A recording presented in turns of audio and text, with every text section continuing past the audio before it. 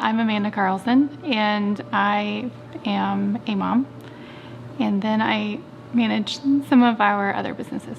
I grew up in a house that we would go to church, and it was a typical thing to do, but there wasn't a whole lot of church values at home. It's like go to church on Sunday, continue normal life the rest of the week. I was baptized at an early age.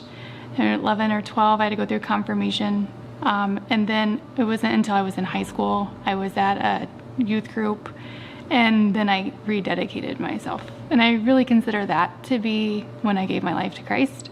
And then from then on, I went to college and did the typical college thing. And then you have all these moments in your life where you're thinking, I really wish I would have done what I knew I should have done.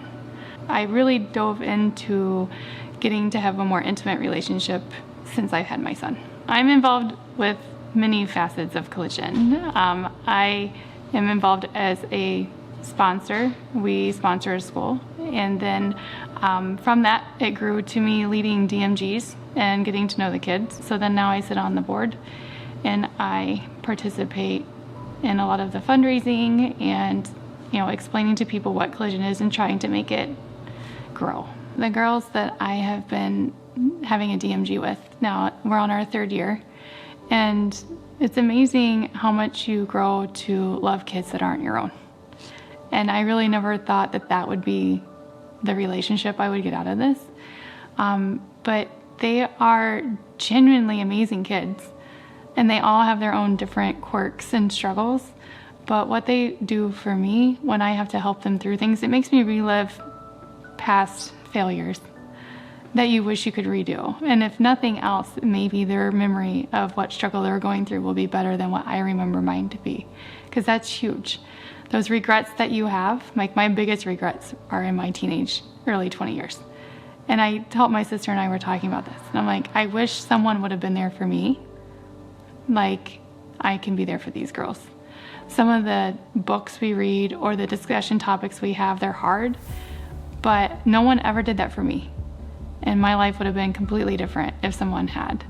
On top of that, I like how it's changed my awareness of my relationship with my kid.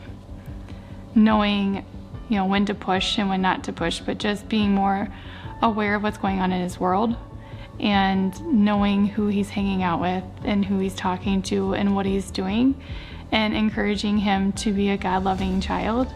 It's so amazing to see my kid. Oh, I wish someone would have done it for me when I was his age. We are in a world where everybody thinks they have to be perfect and everything has to be posted online and everybody has to like what I'm doing.